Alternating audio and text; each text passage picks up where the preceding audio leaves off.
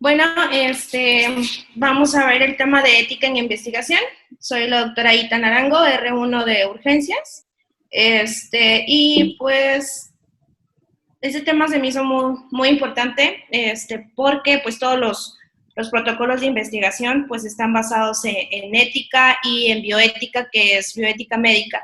Entonces, encontré esta frasecita que dice: la investigación de las enfermedades ha avanzado tanto que cada vez más es difícil encontrar a alguien que esté completamente sano. Y pues esa es la idea de la investigación, ¿verdad? Vamos a definir la ética como una doctrina sobre la moral, el sistema de normas y reglas de conducta de los hombres en su relación con la sociedad y entre sí, una de las formas de conciencia social. Y eso es lo que se define como ética. Y la investigación, bueno, ya investigación en medicina, la investigación para la salud se ejecuta de acuerdo a 3 principios universales de investigación que son fundamentales, que es el respeto por las personas, la beneficencia y la justicia. Vamos a ir desglosando cada uno. En el respeto, respeto por las personas, vamos a encontrar lo principal que requiere de los sujetos de investigación sean tratados como seres autónomos, permitiéndoles decidir por sí mismos. Y en este apartado vamos a encontrar principalmente a lo que es el consentimiento informado, que es lo que vamos a abundar un poquito más en este tema. Y en el consentimiento informado, las 3 bases fundamentales es proveer información al paciente, asegurar que exista entendimiento por parte de los sujetos de investigación. En este punto es muy importante saber que tanto hay pacientes que no pueden firmar o que no pueden estar conscientes de que es un trabajo de investigación, o sino que son pacientes menores de edad. Entonces, en ellos se les va a dar la información al responsable legal. Y asegurar que los sujetos comprendan que su participación es voluntaria, libre de coerción y o incentivos indebidos, que esto está basado en leyes que ya se establecieron, que ya están establecidas. El consentimiento informado es un elemento primordial en la investigación, ya que representa la expresión tangible del derecho y respeto de la autonomía de un paciente en función a ética médica y investigación en salud. Más o menos algo ahí de antecedentes. El consentimiento informado tiene sus orígenes desde el siglo XVI, pero era más en un campo de filosofía política. Entonces ya hasta el año 1900 fue cuando se realizó el primer consentimiento informado, o el primer documento que se evalúa como consentimiento informado, que fue realizado en la investigación sobre la fiebre amarilla. Pero dentro de la historia comenta que más que un consentimiento informado parecía un contrato.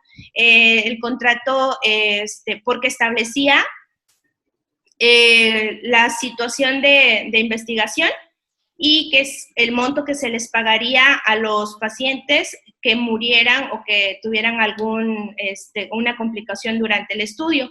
Entonces, por eso dice que no era más, era más que un consentimiento informado, era un contrato. Entonces, ya para el año de 1947, que se estableció el Código de Nuremberg, que pues, lo hemos escuchado, pero no bueno, yo no sabía que desde 1947 estaba establecido lo que es el consentimiento informado. 47 años antes, pues ya estaba establecido pues lo que había pasado con lo de fiebre amarilla, pero el Código de Nuremberg surgió como resultado de un juicio que se le realizó a varios médicos por un daño a pacientes. Entonces de ahí se hizo ya lo que es el Código de Nuremberg, donde establecía como tal un consentimiento informado, así como la libertad del paciente para participar o no en un experimento. El consentimiento informado en México está establecido en la Constitución Política de los Estados Unidos Mexicanos, en el artículo 4, y en el cual se fundamenta en la protección de un bien jurídico, que es la salud. Y en nuestra Ley General de Salud está, dice en su título quinto, en el artículo 100, la fracción 4, establece que las investigaciones en seres humanos deberán contar con un consentimiento informado por escrito del sujeto en quien se realiza la investigación o de su responsable legal, que era lo que les comentaba, porque hay pacientes, ya sea que sean menores de edad o pacientes que tengan algún padecimiento que no puedan ser conscientemente, que puedan firmar pues el consentimiento informado, ¿verdad?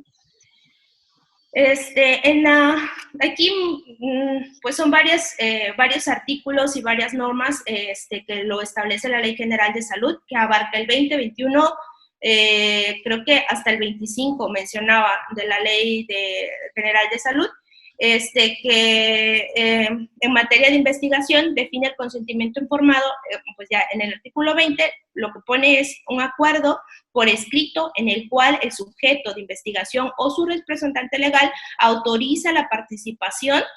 Para ello deberá recibir una información completa. Más adelante vamos a ver qué información y todo lo demás.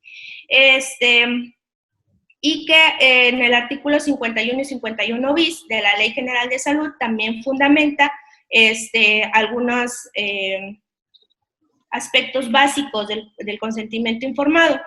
Y en el artículo 21 se plantea el reglamento del consentimiento informado, en el cual pone varios puntos, en sí son 11 puntos, que es la justificación y los objetivos de la investigación deben de estar ya normados, los procedimientos que se van a realizar, lo que se va a utilizar y su propósito, que incluye la identificación de los procedimientos que son experimentales.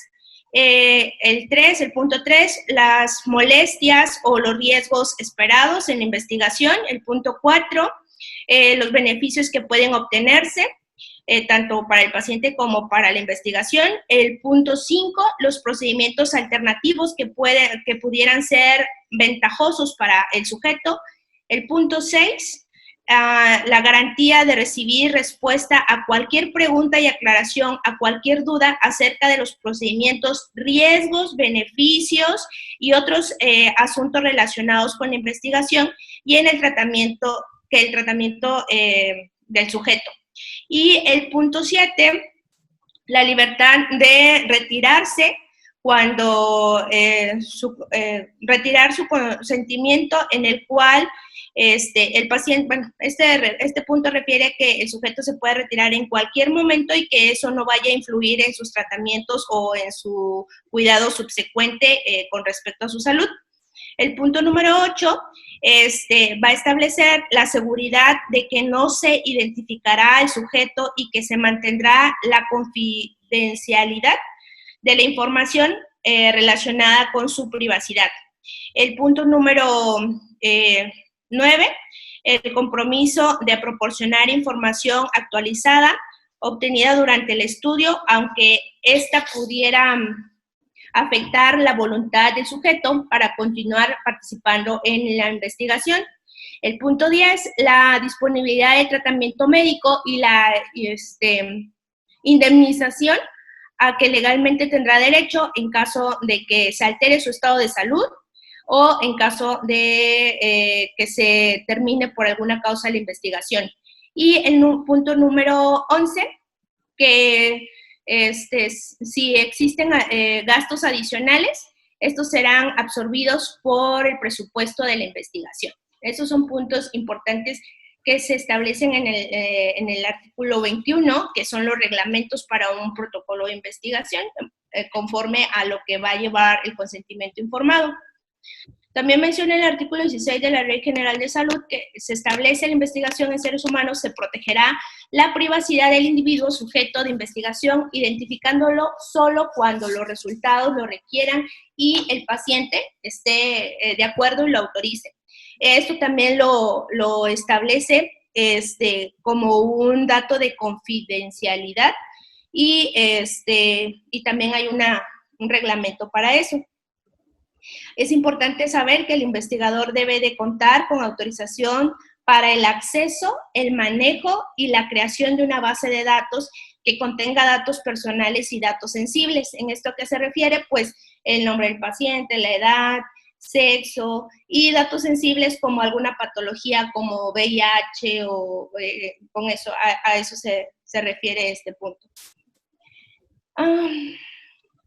En esta quedé con un poquito de duda, pero así lo menciona el artículo que revisé, que dice que los tipos de estudios que requieren consentimiento informado no solo son los estudios experimentales, porque pues si sabemos en los estudios experimentales el investigador ejerce o maneja a medicamentos o algo sobre los pacientes, pero también refiere que aún siendo un estudio descriptivo o un reporte de caso debe de llevar consentimiento informado. ¿Por qué razón? Porque vamos a revisar expedientes clínicos y vamos a pues trabajar con personas o con sujetos. Entonces, lo menciona que este punto que a veces no lo tomamos en cuenta, que en los estudios descriptivos como o que solo son reportes de casos y que estamos revisando expedientes clínicos, pues no tomamos en cuenta eso y a veces en eso hay compromiso legal que no nos hemos dado cuenta. Entonces dice que es muy importante que cualquier estudio de investigación, por muy pequeño que sea o por que sea de algún tipo descriptivo o que nada más lleve recolección de datos, es importante tener un consentimiento informado. No sé si ahí me pueda ayudar el doctor en algo más. No, de hecho, la mayoría de los trabajos van a tener que llevar un consentimiento informado. La única situación en la cual pudiera ser que no sea necesario es si tu documentación la vas a sacar de, digamos, alguna base de datos. Por ejemplo, si alguien de los de epidemia va a sacar su información del Sinolave, no necesita el paciente. ¿Me explico? O sea, ellos tienen su censo registrado. Tal vez ahí lo que se pudiera hacer sería dos opciones. Una es, si se van a tomar los mismos datos que se registran y se van a usar para la misma generación de un instrumento, de una recolección de datos, vamos a suponer que vas a preguntar lo mismo que viene en el Sinolave, pero le vas a agregar 2 o 3 preguntas más. Entonces ahí te convendría, para que fuera más adecuado tu trabajo, que lo hicieras directo de la fuente, que es el paciente, y ahí sí necesitarías consentimiento informado. Pero si lo vas a sacar de expedientes, por ejemplo, pues de expedientes no, ¿cómo se dice? No. Pues sí, yo también ahí tuve un poquito de duda porque dije, bueno, si son en expedientes, o sea, ¿cómo voy a tener al paciente si estoy revisando un expediente? Entonces, pero sí lo mencionó en el artículo que revisé, que decía que para evitar responsabilidades médicas derivadas del uso, difusión o publicación de esta información, pues era necesario contar con un consentimiento informado. De hecho, ahí lo difícil es que, bueno, vamos a ver primero lo que sí necesita. Toda investigación tiene que cumplir con aspectos éticos que tienen que ser evaluados y avalados por un comité de ética en investigación. El comité de ética en investigación, el hospital tiene uno, es el que dictamina que tu trabajo cumple con las normas legales para poder ser realizado sin producir daño al paciente o sin condicionarle riesgo al paciente, ¿sí? Eso lo dictamina el comité de ética. Ellos tienen sus principios éticos por los cuales se rigen, ¿no? Sí, aparte de esto, te faltó el artículo 16 y 17, no los vi que se los pusiste, pero no sé si vienen más adelante. No, los puse antes, 16, el 16. El 17 okay. No, pero el 16 sí. Bueno, ahorita voy a hablar de eso. Porque aquí lo importante es que todo paciente al cual le vas a obtener datos necesitas. Por ejemplo, Alberto, que quería hacerlo de si el paciente con edema agudo pulmonar tenía buen apego, mal apego, consentimiento. Por ejemplo, tú, doctora, que vas a tomar electrocardiogramas, consentimiento. Por ejemplo, Alejandro, que quiere checar lo de la hiponatremia, consentimiento. a pesar de que tal vez ni siquiera le pregunte al paciente, porque los datos los puede sacar del expediente. Por ejemplo, edad, género, principales síntomas, antecedentes. Eso lo puede sacar del expediente. De laboratorio checa el resultado del sodio, pero legalmente tiene que tener un consentimiento informado por cada paciente, ¿sí? Entonces, sí tiene que hacerse, a menos que tu estudio sea retrospectivo o retrolectivo y simplemente te bases de expedientes. Fuera de ahí, la mayoría de todos ustedes van a necesitar un consentimiento informado. Ya sea que si van a interrogar a personal de salud, a médicos, enfermeras, también ellos tienen que firmar consentimiento. Hace poquito nos tomaron un cultivo del estetoscopio para un protocolo de investigación y a todos nos hicieron firmar un consentimiento informado. O sea, es parte del deber ser. Sí. Ahora, ¿me dejarás compartir algo, doctora, o vas a compartir algo más? No, sí, todavía continúa unas diapositivas más. Bueno, ahorita al final. Bueno, en el caso de que sea de expedientes, ahí lo que se pide es una carta de autorización por parte de la directora. Es un consentimiento, digamos, por parte de la dirección de que les permite revisar expedientes y obtener información que va a ser publicada pues para beneficio del hospital. Y existe un formato de la carta, se los voy a hacer llegar. La mayoría de sus trabajos van a necesitar esa carta de no inconveniente por parte del director. ¿Sale? Ok. Bueno, aquí viene este es el que encontré, no sé. Ese es el formato oficial. Ajá. Para sus protocolos tiene que ser este formato sí o sí, porque si no se los van a regresar. Es bien importante, por eso decidimos dejar esta clase, porque aspectos éticos ahorita van a ver que literal en el protocolo es muy simple, pero les pueden regresar un protocolo de la revisión del Cirelsis si ellos consideran que su consentimiento no está lleno de manera adecuada. Por eso decidí dejar este tema. Y este es el que estás poniendo ahí, doctora, ese es para adultos. Hay Ajá, uno especial sí, para niños. para Yo no niños. les recomiendo hacer trabajos de niños porque es mucho trabajo y hay que recabar firmas del papá y del papá y la mamá y del juez de Y dos barrio. testigos, comenta que Sí. tiene que haber dos testigos. Uh-huh. Bueno, si quieres, estos son para mayores de 18 años, ¿verdad? Excelente, Sí. doctora, arráncate. Pues pues este es un ejemplo del consentimiento informado oficial del IMSS y en el cual pues tenemos que tener ciertos datos. Pues enumeré algunos aquí en la diapositiva, que es importante que debe de llevar, o sea, aquí con el cursor les voy diciendo, pues debe de llevar el nombre de la institución y debe de llevar el logotipo. Entonces, esto es así como que vamos a ir palomeando algunas. Título del documento, consentimiento informado de investigación, también debe decir eso, lugar y fecha del documento, título completo de la investigación, que también debe ser muy importante, nombre, teléfono y dirección del responsable o investigador principal, nombre de la persona que otorga el consentimiento de manera libre y sin coerción para la participación de la investigación.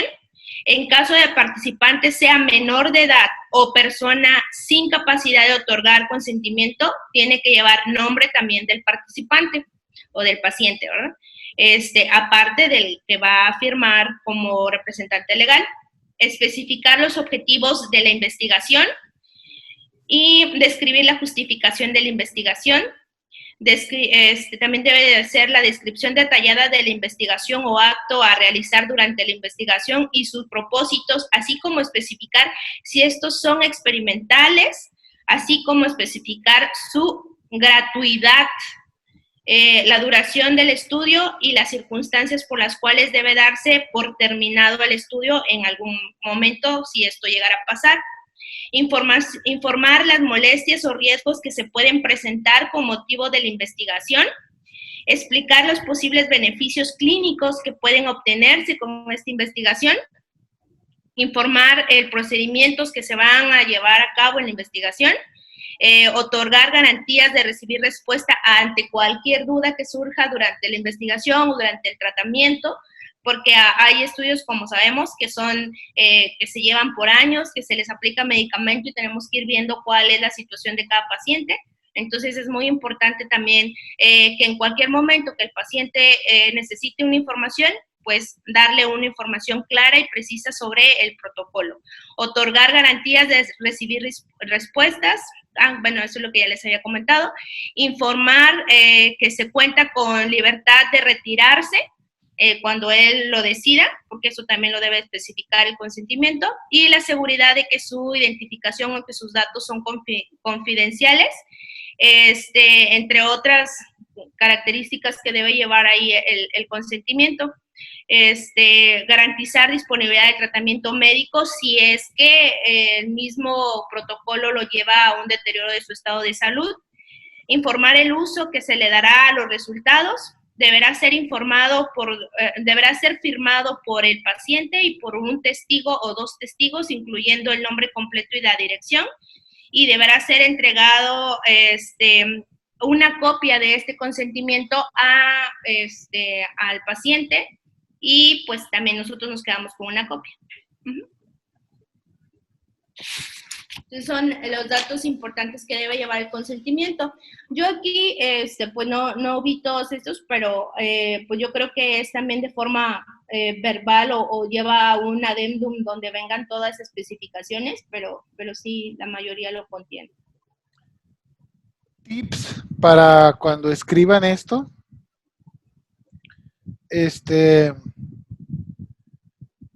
¿Por qué les regresan este documento? Una de las situaciones principales por las cuales no queda de la manera adecuada y puede ser sujeto a que su protocolo enviado a revisión por parte del CIRELSIS se los regresen. Y quiero hacer aquí el paréntesis de que cada ocasión que yo diga que les regresen un protocolo significa un mes más de retraso. Porque la mayoría de los comités, más ahora que están cerrados algunos, sesionan una vez al mes. ¿Qué quiere decir esto? Quiere decir que una vez al mes se revisan los protocolos que han sido evaluados por los revisores y que son aceptados, y se dictamina y se realizan los oficios de dictaminado. En dado caso que el protocolo no cumpla con los requisitos, se regresa para su modificación y reenvío. Y hay que esperar a que pase un mes para que se vuelva a juntar el comité. Entonces, es importante tener bien redactado desde un principio el consentimiento informado. Y es algo bien sencillo. La principal cosa por lo cual se lo regresan es porque lo escriben, hacen un copy-paste de su justificación y la pegan, un copy-paste de procedimientos, un copy-paste de los objetivos. La cuestión es que tiene que, y más si este consentimiento lo va a firmar el paciente, o el familiar, tiene que estar con palabras totalmente lenguaje común. ¿Sí? No pueden poner, o no es adecuado que pongan ahí términos médicos como objetivo, valorar la presión arterial media. O sea, no es correcto. O sea, busca una manera diferente de decir que vas a valorar la presión arterial media. Puedes decir, valorar si su presión sanguínea es la suficiente para mantener una adecuada irrigación de sangre. O sea, ¿me explico? Entonces debe decir con palabras totalmente dirigidas a una persona que no sea médico, ¿sí? Y como dice la doctora, donde dice investigador responsable, regularmente ponemos nombre, teléfono y correo electrónico. Esos 3 datos del responsable. De los colaboradores, con que esté el nombre y el correo electrónico basta. ¿Cuántos colaboradores? Los que tengan anotados. Y obviamente ustedes van anotados. El responsable es el director de tesis. El director de tesis es quien va a subir su trabajo al CIRELSIS. Por ejemplo, en la 2, la doctora Katy, que es la que le sube sus trabajos, o la doctora Lupita también, ella lo sube. Entonces ahí iría el nombre de ellas y abajo los demás. ¿Sale? Entonces, no sé si tengan alguna duda. Importante, muchas de las ocasiones, después de las varias revisiones que van a tener de su trabajo, se les hacen pequeñas modificaciones a su trabajo, principalmente en el título, ¿no? A veces cambias unas cosas del título, le modificas un poquito la pregunta, le agregas algo al objetivo general. Y en ocasiones ya habían ustedes redactado su consentimiento, pero cuando se hacen estas modificaciones siempre se nos olvida que también hay que hacer la modificación del consentimiento informado. Si tu título, simplemente que a tu título le hayas agregado al final en el Hospital General de Zona número 2, porque ya hecho tu protocolo te dice, no, ¿sabes qué? Mejor si agrégaselo al título. Si se lo agregas al título, no se te olvide modificar el nombre del estudio en el consentimiento informado, porque también te lo van a regresar y te van a decir, no coincide. ¿Sale? Entonces, esas son, yo creo que las principales por las cuales te lo regresan. ¿Tienes más, doctora? Nada más que, pues, lo que dije al principio, que eran las 3 normas, ya vimos la primera, la segunda es la beneficencia, que pues hay que tratar de, bueno, que los estudios de investigación hay, que sea más beneficio que riesgo para el paciente, y eso es, pues, no maleficencia, ¿verdad?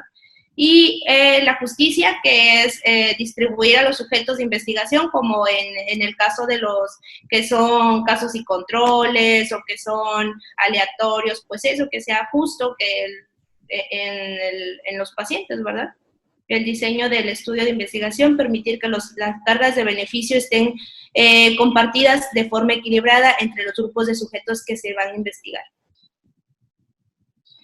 Y pues ya nada más los requisitos, que es revisión independiente de los protocolos, que haya una sociedad, que haya sociedad con la comunidad que se va a investigar, un valor social, validez científica, una selección justa de los sujetos, una tasa de riesgo-beneficio que sea más beneficio que riesgo, y un consentimiento informado, que ya lo vimos anteriormente, y respeto a los sujetos de investigación. Y pues ya por último, que esta la frasecita que también me gustó, que es investigar, es ver lo que todo mundo ha visto y pensar lo que nadie más ha pensado. ¿Listo? Muy bien. Excelente, doctora. Muy bien. ¿Puedo compartirles algo así rapidito? Sí, doctor. Déjame, me quito de aquí de dejarte compartir. ¿Listo? Sí. Muy bien. Si ustedes buscan en su navegador principal, cualquiera que usen, y ponen así Reglamento de la Ley General de Salud en materia de investigación, les va a salir de la Secretaría de Salud. Sí. Este es el reglamento que rige las cuestiones éticas. Estoy de acuerdo que a nivel internacional, el acuerdo de Helsinki, todos estos también los pueden poner, pero no es necesario, con que estén apegados a la normativa del país, del Diario Oficial de la Federación, va. Lo importante aquí es resumir el artículo 16 y 17. Estos son los dos artículos principales. Y en el 17 se especifica cuál es. Por ejemplo, doctora, tu estudio de investigación va a ser sin riesgo, con riesgo mínimo, con riesgo mayor. Voy. Esto es lo importante, porque cuando ustedes redacten el consentimiento informado, tienen que poner esto. Si se fijan, cuando van a hacer una encuesta, por ejemplo, la doctora Kelly, que va a hacer lo de la higiene de manos, sorry, que es el ejemplo que tengo más presente, ella va a hacer sin riesgo, porque simplemente va a usar métodos de ya sea en los que no se realiza ninguna intervención, ¿sí? Entre los que se consideran cuestionarios o entrevistas. Si, por ejemplo, alguien lo va a hacer de una base de datos, también iría sin riesgo. Si alguien lo va a basar específicamente de los expedientes clínicos, también sería sin riesgo, ¿sí? Si alguien nomás va a aplicar un cuestionario, una encuesta de calidad de vida, burnout, actitud docente, es sin riesgo. Pero si van a hacer alguna otra cosa, por ejemplo, en tu caso, doctora, mira, toma de electrocardiograma es riesgo mínimo. Toma, aquí entran las muestras de laboratorio o muestras de sangre con un volumen no mayor a 450 mililitros, ¿no? Es decir, como algo así, por acá viene la medida. O sea, pruebas de laboratorio. Por ejemplo, si tu trabajo implica al menos ponerle un estetoscopio al paciente, vas con riesgo mínimo. Porque aunque tú dices, pues qué riesgo va a tener un estetoscopio, aquí entra todo lo que sea examen físico, ¿sí? Claro que si es como, por ejemplo, decidir si a un paciente le pones o no un medicamento o lo vas a meter a un TAC que no es parte del procedimiento, no es lo mismo que tú digas, yo voy a comparar la utilidad del tomógrafo en los pacientes con COVID, pero tú no vas a decidir si se hace el tomógrafo o no. Tú nomás vas a observar, el que decide es el externo. Tú nomás ves a quién se lo hacen, a quién no, y tomas nota de eso, pero solo observando. Eso es sin riesgo. ¿sí? Porque no estás, de hecho la información la recabaría del expediente, ¿sí? Pero si tú vas a decidir a quién sí le pones radiación y a quién no, ya es acá otra cosa. Entonces ustedes chútense, léanse todo esto, ¿sí? ¿A qué va? ¿A qué va? Entonces, en relación a esto, bueno, este es un protocolo de investigación, como siempre les pongo ejemplos, y es tan sencillo como que van a hacer un copy-paste de esto. Bueno, vean, instrumento de recolección es descrito, ¿sí? Y en el anexo viene el instrumento de recolección. Eso es lo más, y luego vienen aspectos éticos. Y si se fijan, aquí lo voy a bajar para que lo puedan leer bien. Esto, muchachos, es literal control C, control V, se acabó. Por lo menos hasta aquí. Esto es igual en todos los protocolos. Todo este rollo que dice aquí es el mismo rollo que vayan a llevar todos los protocolos. El presente protocolo será sometido a evaluación por el Comité Local de Ética e Investigación para su consideración. Para la realización de este proyecto se considera el reglamento de la Ley General de Salud y tiene que ir así con mayúsculas, ¿sí? Porque es un documento oficial. En el artículo 16 y 17, la cual describe como investigación, y ya aquí es donde va a variar a lo que ustedes hayan seleccionado para su trabajo, ¿sí? Y si se fijan, este es sin riesgo. Y esta información, literal, es un copy-paste de lo que dice la Red General de Salud. Si se fijan, esto es lo que ven aspectos éticos, punto. Nada más, esta letanía que está aquí abajo, esta sí se la agregamos nosotros. Y esta se la agregan ustedes dependiendo de cada trabajo. Por ejemplo, como esto lo sacó de expedientes, él hizo el consentimiento informado, pero ¿a quién se lo iba a dar a que se lo firmara si los pacientes ya estaban en su casa? Entonces nada más se buscó una autorización, ¿sí? Por parte de la dirección para que permita el análisis de expedientes, asegurándose que no se afectará la integridad de los datos personales de cada paciente. Regularmente vamos a suponer que tu trabajo sí va con checar pacientes. Aquí le ponemos previo a la aplicación del instrumento de recolección, ¿sí? Se dará a firmar una carta de consentimiento informado al familiar, tutor o paciente, ¿sí? Explicándole con palabras claras y sin términos médicos, ¿sí? Los beneficios y riesgos del estudio. Punto. ¿Sí? Dará, va con acento en la A. ¿Sí? Haciendo énfasis que su respuesta no afectará la calidad de la atención médica recibida por parte del instituto, ¿sí? Recibida por parte del instituto. ¿Me explico? Y luego ya le ponemos anexo 1, que casi siempre lo ponemos en el anexo 1.